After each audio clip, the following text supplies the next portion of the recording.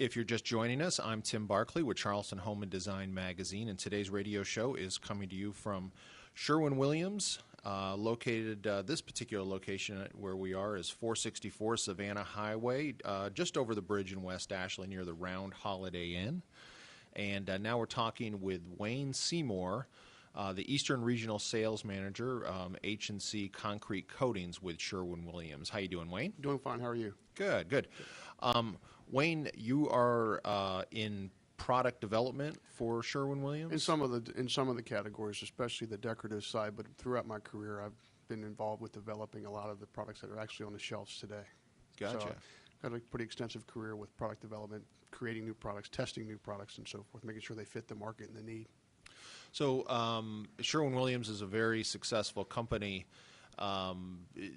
It seems like you all have a winning formula already. Mm-hmm. Why is Sherwin-Williams always trying to develop new products? Well, we've been around for almost 160 years, and the company's not going to go anywhere. We've been here forever, and we're still going to be around long after a lot of us have retired and moved on. But the thing about Sherwin-Williams is quality and performance. We sell products that meet or even often exceed the expectations of the end user, whether it be the homeowner or whether it be the contractor.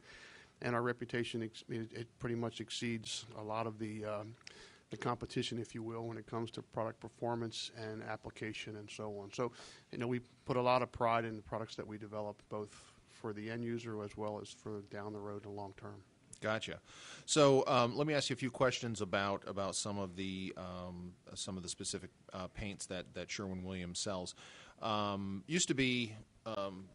Oil-based paint was pretty much the standard, right? And now it's most people use latex paint for their homes. What's the application for latex paint versus oil-based paint? Well, for one, oil-based paints, most brought up issues with oil-based paints is odor. It's a very pungent, strong odor that people sometimes tend to give them headaches, makes them dizzy, which is the solvents that are being used.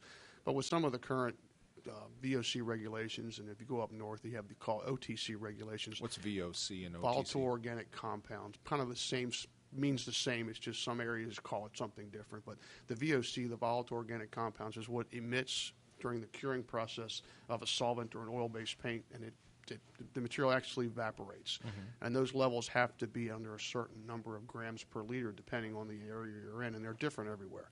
But when it comes to oil-based paints, as far as why do people use more oil-based paints than latex paints, oil-based paints dry to a harder finish and they perform a lot longer. But there's some drawbacks to that performance. They yellow as they age. They turn to an amberish color if it's a lighter color. They also lose flexibility as they get older. So they're no longer flexible until they start cracking, and then eventually they'll start peeling. But with water-based paints, with the technologies with water-based as well as water-based epoxies, you have a harder finish now with water-based technology.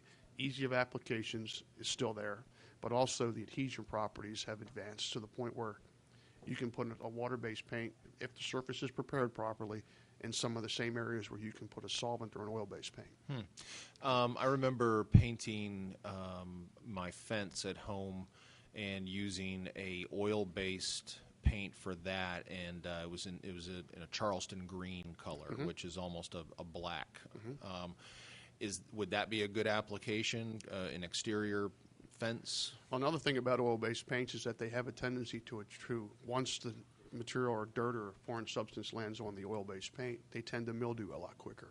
Water-based paints are a lot more resistant to mildew growth because most of your oil-based paints are made with natural ingredients such as linseed oil and sofa and tofu oils and soya, where with water-based paints they're all synthetic materials. There's very few, if any, natural ingredients in a latex paint. It's all synthetics, and they have a tendency to resist the mold growth a lot better. Where do you use oil-based paint then? A lot of times your oil-based paints will be penetrating systems that absorb into a wood, like a wood stain or even a semi-transparent wood stain where you want to create a semi-transparent finish, but there's now water-based semi-transparent stains are coming on the market, and those are penetrating systems that leave what we call a non-film forming finish, mm-hmm. and then you can put either a clear over it if it's an interior wood. But what happens with the semi-transparents is they don't have that UV absorb protection where they'll actually fade and lose their color a lot quicker because they just don't have enough on the surface to protect it. Then the wood starts to degrade and check, and the grains will start cracking, and then got to come back and you got to restain it again. The benefit of oil-based stains is, however, is that the linseed oil and the tofu oils and the soy oils that are used, or the alkyds, actually help restore the rosin of the wood. So kind of what you want is a pick and choose, catch-22 type scenario. Do I want to protect the wood longer, or do I want to keep the color longer? Mm-hmm. It's kind of how that gets to that point. So, are most of the paints that Sherwin-Williams sell low or no VOCs? They're all low VOCs. I mean, it's anything that emits any kind of a vapor into the air or the oxygen into the oxygenate the air, you're going to get some VOC emissions. And normally, it's depending on the climate or depending on the area. Some are 50 or less, 50 grams per liter or less. Some are 150, and it also depends on the product you're using. Anything that's flat, eggshell, satin, semi-gloss, or gloss, that number changes depending on the sheen level of the product. Mm-hmm. So it's variable depending on where you're at. Mm-hmm. Gotcha. What's the best time of year to paint the exterior of your house? Well, normally you would want to do it when the mildew growth and the mildew spore is less prevalent or less active in the market, which would be if temperatures are below 70 degrees and the relative humidity is 50%. However, living close to the water, typically not going to get that, but you're not going to get the growth of mildew at temperatures lower than that. With the technologies we have in our exterior house paints, where they can be applied down to 35 degrees, kind of like extend your painting season so you can paint it almost pretty much year round. But of the surface, the temperature of the air have to be consistent, because if the surface is 20 degrees but the air temperature is 50, you're running into some issues. So you have to make sure your surface temperature has reached that minimum temperature as well before you start painting. But technically now with the technologies that Sherwin-Williams has, I mean, you can pretty much paint exterior out year round, as long as you're above that 35, 38 degree range. Does it matter the temperature for the interior of your house if it's a new house and doesn't have the HVAC hooked up yet? Well, the interior products do not have that technology. So yes, interior would be much more critical with temperature, a lot more critical. Meaning? Well, you could the way the film cures also develops the color. So if, say, you can get you paint it when it's cold, and you come back to touch it up when it's the right temperature, you may see a different color even from the same bucket, because it's the way the film cures and coalesces to develop its color. The temperature limits that or affects that to the point where you're not going to get true color development. Therefore, you'll have a touch-up problem. That's interesting.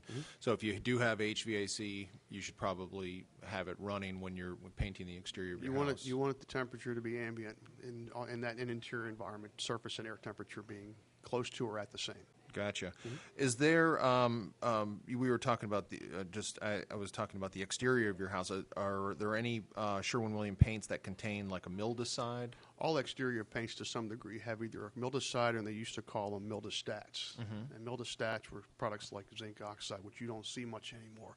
So the mildewcides that we use today are it's like a time release, where they're in the film when the paint is applied. They're in the film or on the film as the paint cures. But as they age, they emit off, or they evaporate off. But what I tell people a lot, even within the paint industry today, the higher the sheen that you use on the outside of your house, the less chances some dirt and foreign substances will stick to that paint film, creating mold growth. Mold doesn't feed on the paint, it feeds on the dirt and foreign substances that stick to the paint film. Like if you have a rough stucco surface, you're going to see more mold growth in the crevices of stucco than you will on smooth trimmed wood, because for one, you got a higher sheen and you have less disturbances in the film, where with stucco you have a lot of disturbances in the film because of the grooves, the peaks and the valleys that's created with stucco. Using a higher sheen like a satin finish, and some folks now in the Southeast are actually using a gloss on their siding because it's easier to clean, easier to maintain, and you don't get the mildew growth on a gloss finish as much as you would on a flat. Are there certain paint colors that will hold up as far as the exterior of your house? I remember when we were building our house, we used Sherwin-Williams paints, and I think the term was light reflective value, LRV, and we tried to chose a paint color that was sort of in the middle, so it wasn't going to fade real fast, but it wasn't as. Talk about that. Well, the darker colors, what they do, they're going to absorb the temperature. They're not going to reflect the sunlight as much as they will absorb it. So the lower the LRV, the more chances you're going to get of the surface being heat it up and you create more movement and flexibility in that surface as well. Because of the day and night time temperatures change, wood, masonite siding, hardy plank, everything expands and contracts. Even concrete to some degree expands and contracts. So you have to make sure you understand, you're going with a darker color. That's why you see more darker colors on the trim than you do on the base of the body of the home, because you got a smaller area that's going to be collecting that temperature, but you also have a higher sheen on your trim or a gloss, and you get more reflection from that sheen as well to compensate for the absorption of the temperature into the darker color. And we have some colors for vinyl siding, vinyl safe colors that are dark colors that actually produce more reflectivity in a darker color because of the technology and the color itself, the colorant that's used itself. Now, am I remembering this correct? Was I told that like certain shades of yellow also will fade quicker, or reds or yellows and greens, and even some of your blues to some degree will actually do not have the UV values that some of your earth tone type colors will, like your browns, your reds, and your browns and your some of your darker, not darker, but your off whites and some of your beigey colors, because those colorants they're used. I mean, and technologies of colorant has changed over the years too, but for the most part, your fast, I call them fast colors. The yellow colorants, the green colorants, and the red colorants have a tendency to kind of burn off faster, but your oxides, your yellow oxides, your black oxides, your brown iron oxides, and your red oxides, which are more of a burgundy red color, have a tendency to keep their color longer because they're more earth tone, using more natural ingredient than synthetic ingredient, which are used in some of the other colorants. Well, you would think a yellow is a lighter color that would make sense to. It would have it would hold up and not fade as much, but you'd be wrong. So it makes sense to come to your Sherwin-Williams store and ask those questions, and because it is a little tricky when it comes to, and you shouldn't just pick whatever your favorite paint color is. You want a good paint color that's gonna last over the years. Exactly. I mean, the product is good as the product's going to be, but a lot of times the colors can dictate, color retention, and color retention is important, especially living on the coast. I mean, you're going to get beat up with not only the UV, but you also have saltwater exposure as well. And it may not come this far in, but it's still going to reach, and that has an effect on color as well. Good deal. Well, we've been talking with Wayne Seymour with Sherwin-Williams. He's the Eastern Regional Sales Manager and H&C Concrete Coatings, and responsible for a lot of the product development with Sherwin-Williams. Thanks so much, Wayne. My pleasure.